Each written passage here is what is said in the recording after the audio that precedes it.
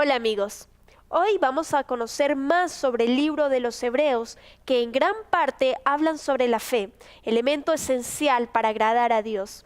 La Biblia nos enseña que la fe asegura la salvación, ya que por ella solamente somos justificados, siendo el centro de todo Jesús, como intercesor entre los seres humanos y el Creador, algo que también se explica en este hermoso libro, escrito para gran parte del pueblo hebreo que estaba disperso por varias zonas del Imperio Romano. Bienvenidos, aquí comienza Tiempo de Paz.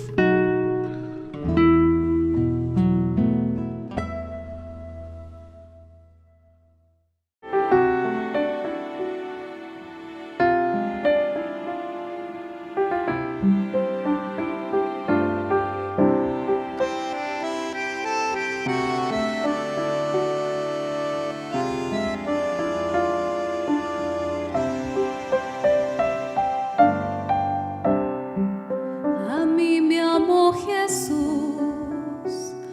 por los siglos de los siglos.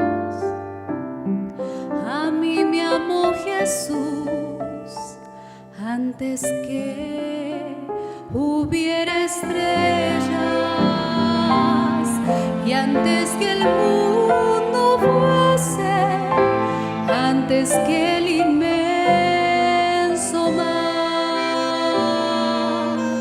por la eternidad pensó Jesús en mí. Mi nombre conoció antes que pudiese yo hablar. A mí me amó Jesús con amor que nunca cambiará. Si mucho antes de saber su plan de salvación, oh, qué bondad. A mí me amó Jesús.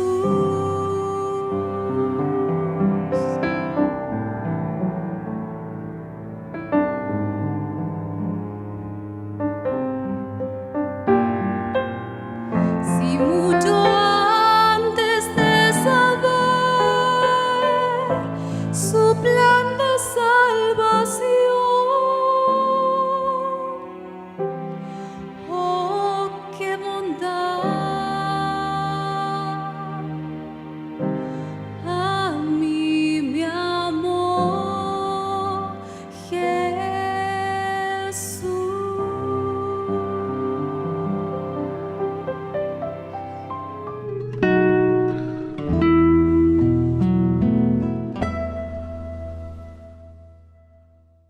¿Cómo están, queridos amigos? Es un gusto saludarles y darles la bienvenida aquí a Tiempo de Paz. Tenemos el espacio preparado, este lugar maravilloso, pero especialmente para poder compartir con ustedes la palabra de Dios, en donde encontraremos un mensaje especial para nuestra vida. Durante estos capítulos hemos estado estudiando acerca de la carta a los Hebreos, esta comunidad cristiana que tenía ciertos desafíos de comprender de mejor manera la superioridad de Cristo Jesús con respecto a aquella religión que habían dejado atrás, el judaísmo. Es decir, la correcta comprensión y dimensionar como corresponde bíblicamente a la persona y obra de Cristo Jesús, sin duda alguna, animaría su fe para continuar siendo fiel al Señor en el llamado que habían aceptado de ser sus hijos. Algo muy parecido nos ocurre hoy en día a nosotros.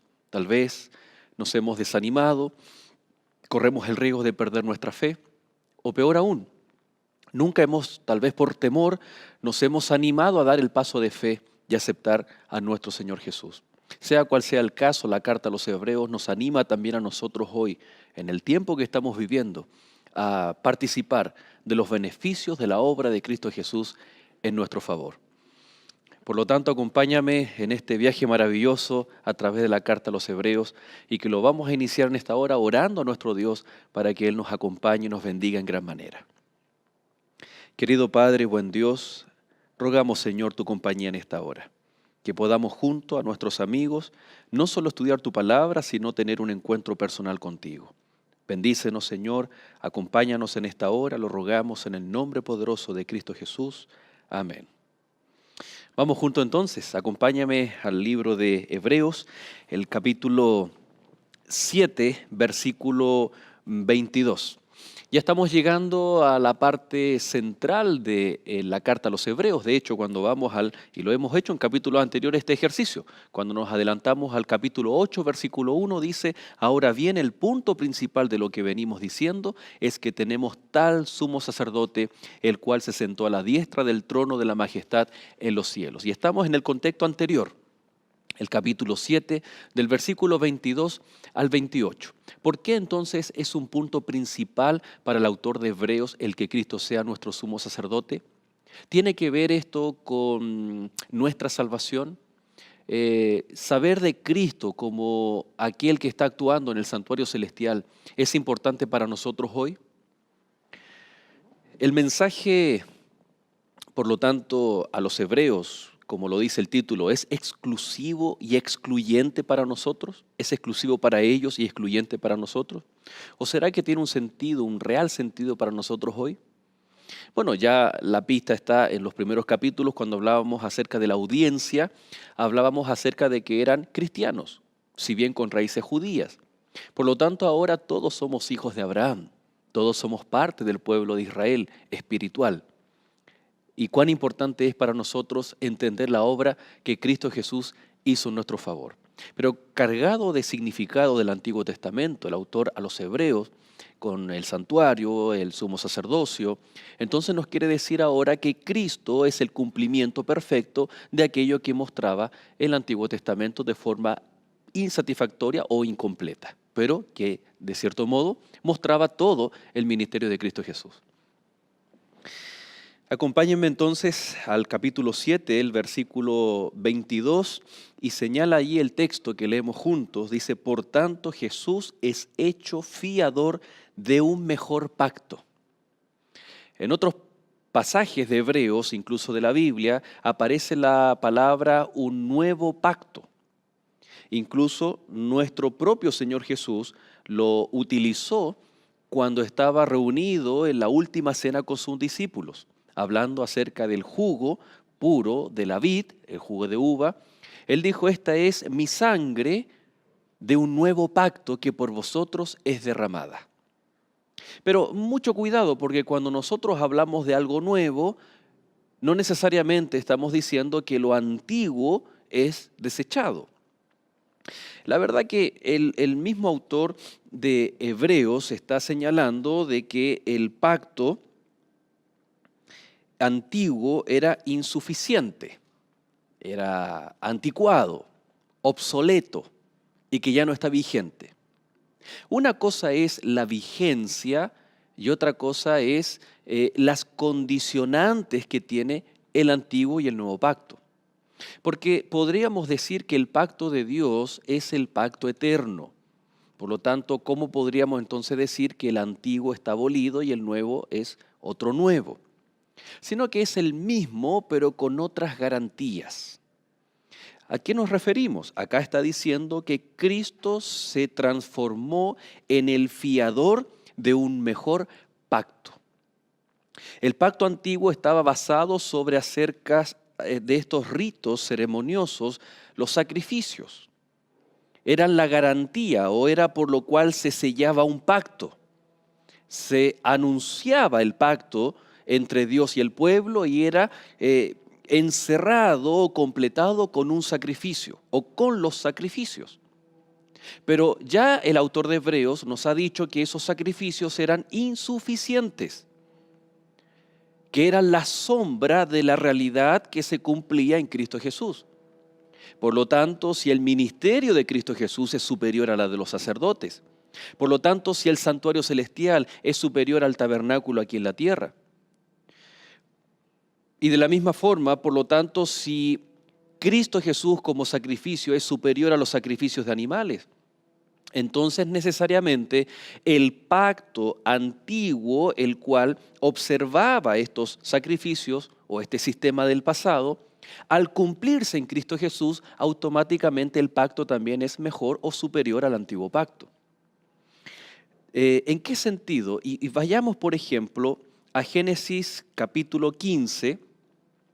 Ahí en Génesis capítulo 15, y nos vamos a detener unos minutos en esta historia, es la historia cuando Dios ratifica el pacto que había hecho con Abraham.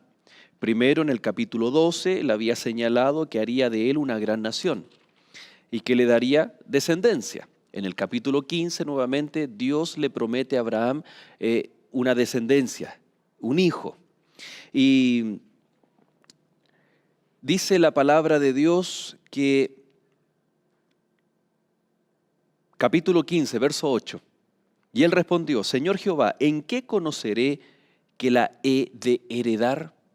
Está hablando acerca de la tierra que iba a poseer por heredad. ¿Cómo voy a conocer, Señor, esta promesa? Y le dijo: tráeme una becerra de 3 años, y una cabra de 3 años, y un carnero de 3 años, una tórtola también, y un palomino. Y la orden era que Abraham debía partir por la mitad todos los animales y ponerlos sobre el altar. Ponerlos enfrente el uno del otro.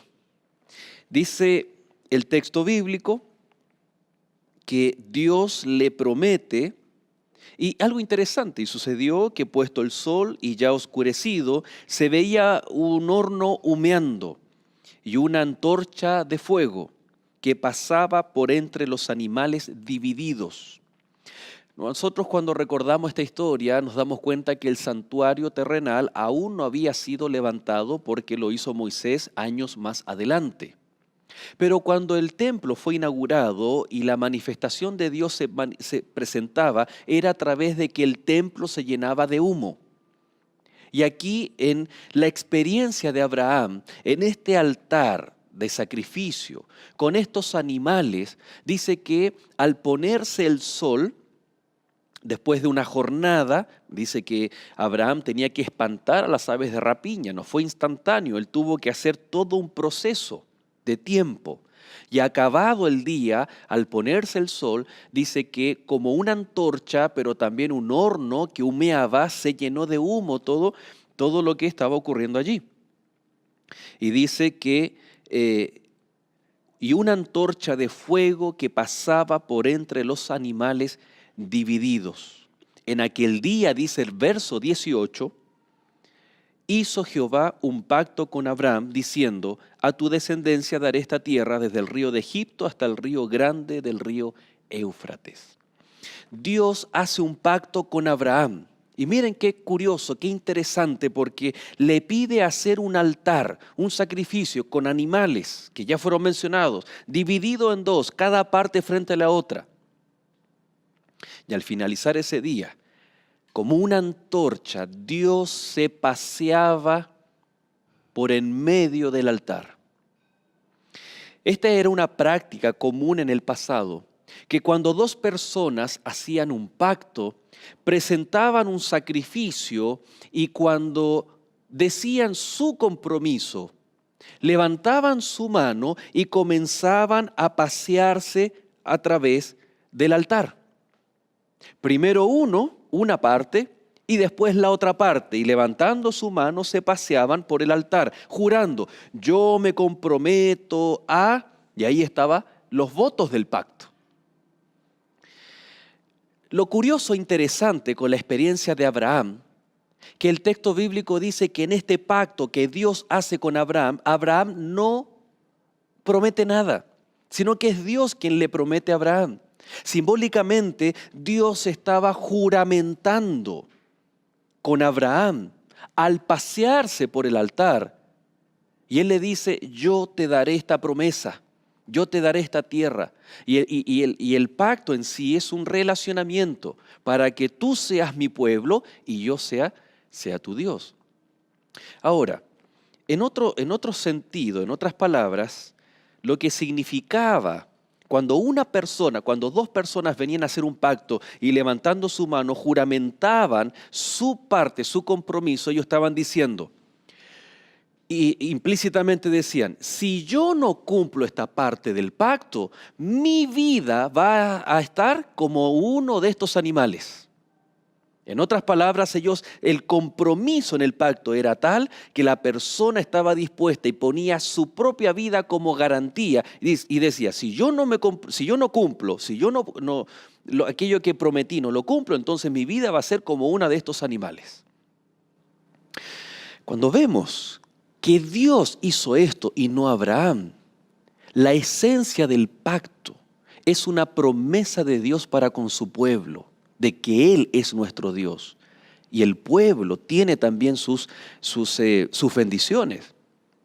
La esencia del pacto es que Dios dice, si yo no cumplo lo que les he prometido, entonces dejo de existir inmediatamente.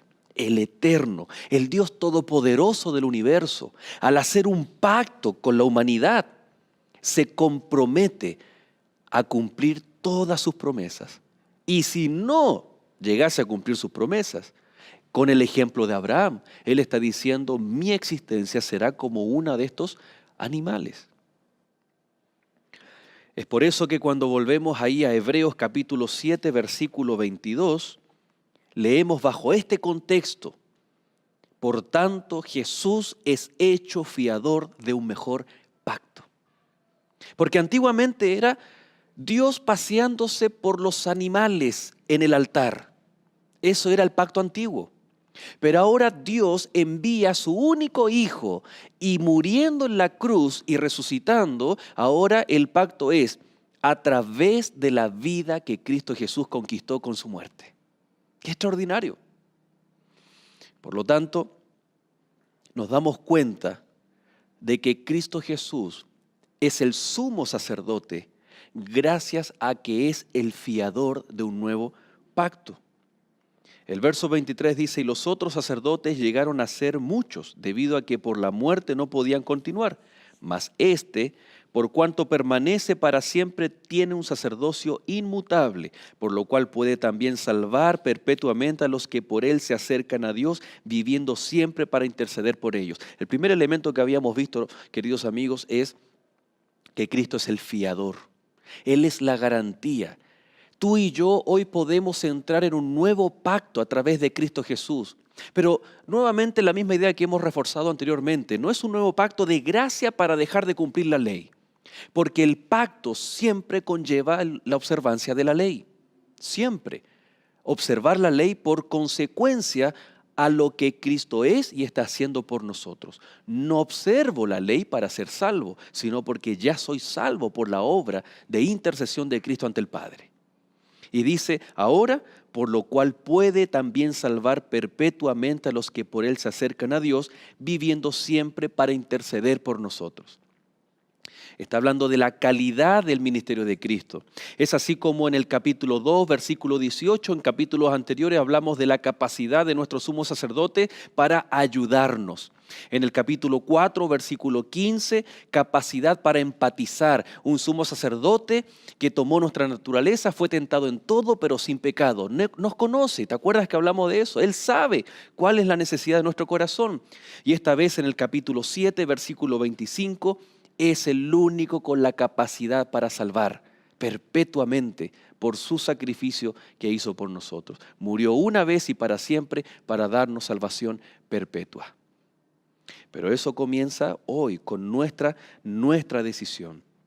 Y cuando dice aquí el texto que nos puede salvar, que Él vive para interceder por nosotros, continúa diciendo, porque tal sumo sacerdote nos convenía, santo, inocente, sin mancha, apartado de los pecadores y hecho más sublime que los cielos, que no tiene necesidad cada día como aquellos sumos sacerdotes de ofrecer primeros sacrificios por sus propios pecados, porque Cristo se ofreció a sí mismo, no porque Él tenía pecados, sino porque cargó nuestros pecados.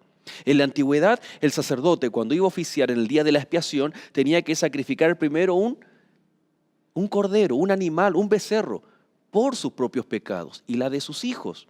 Pero Cristo Jesús nunca ofreció un sacrificio para sí mismo, sino que Él se ofreció porque estaba cargando y llevando no sus pecados, porque no cometió pecados, sino nuestros pecados. Por lo tanto, aquí encontramos la capacidad de Jesús para salvar, pero también requiere la disposición del hombre para venir, para acercarse a Dios. Hemos visto aquí a través de este ejemplo de Cristo como fiador del nuevo pacto, que ahí está la garantía. No debemos mirarnos a nosotros, porque muchas veces tal vez queremos acercarnos a Dios.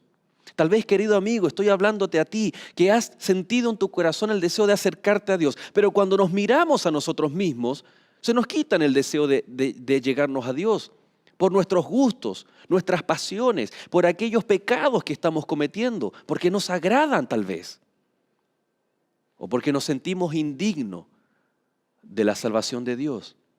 Pero en ningún momento, y lo vamos a ver más adelante, cuando en el capítulo 12, versículo 2, el apóstol, el autor de Hebreos dice, puesto los ojos en Jesús. Y es lo que hemos estado haciendo a través de estos capítulos. Y el capítulo 7, verso 22, verso 25, dice que si miramos a Cristo Jesús, entonces necesitamos tener la disposición de acercarnos a Él.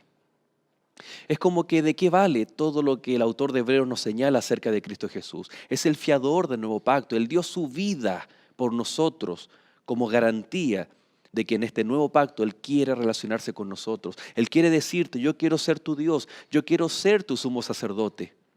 Pero ¿de qué sirve si nosotros no tenemos la disposición de acercarnos a Él? Y en esta hora yo te quiero hacer un llamado, yo te quiero hacer una invitación en el nombre del Señor Jesucristo. Y si tú sientes en tu corazón acercarte a Dios, al ver, no mires tu corazón, no mires tus acciones, tus hábitos, lo que estás haciendo, tus luchas, sino que mira a Cristo Jesús y cuánto Él desea que así como estemos, hoy nos acerquemos a nuestro intercesor, que Él nos llevará al trono de la gracia. ¿Quieres llamarnos por teléfono, ponerte en contacto para recibir materiales que te ayudarán mucho para acercarnos cada vez al Señor? O tal vez llamarnos para que oremos por ti y tú nos cuentes, nos digan, ¿saben qué? Yo siempre he querido tener la intención de acercarme a Dios, pero nunca he podido. Pero a partir de este momento, yo me acerco a los brazos del tierno Señor Jesús. Llámanos, busca por internet alguna iglesia adventista cerca de tu barrio, cerca de tu trabajo o donde quiera que tú estés.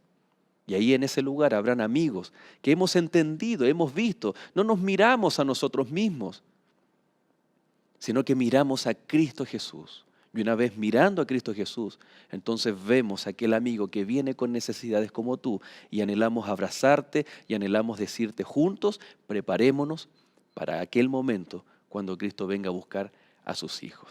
¿Te parece esa invitación? Si es así, quiero orar por ti. Querido Dios y Padre, te damos gracias, Señor, porque tú nos invitas a acercarnos al trono de gracia, porque tú nos invitas a acercarnos a Cristo Jesús. Bendice en esta hora, Señor, a nuestros amigos que están luchando en su corazón y que sienten el deseo de acercarse a Dios, pero que al mirarse a sí mismo, al ver los errores cometidos, al ver, Señor, tal vez cuánto te ofenden nuestras acciones, nos estamos privando de acercarnos a ti. Querido Dios, que en esta hora cada uno de nosotros y especialmente aquellos amigos puedan mirar a Cristo Jesús. No a nosotros, sino al único capaz, el fiador del nuevo pacto, el único que desea que nosotros nos relacionemos contigo y que te entreguemos nuestro corazón. Bendícenos, Padre, lo rogamos en el nombre de Cristo Jesús. Amén.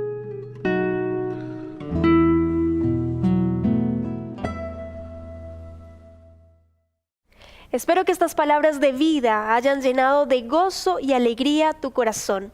¿Quieres seguir aprendiendo del amor de Dios, pero no sabes cómo estudiar la Biblia por sí solo? Tenemos la solución para ti. La revista La Biblia Habla te ayudará a estudiar las Escrituras de forma sistemática, ordenada y dinámica. Llámanos a los teléfonos que aparecen en pantalla o escríbenos a esperanza@nuevotiempo.org y recibe gratuitamente este material. Quédate con nosotros, estás viendo Nuevo Tiempo, canal de esperanza.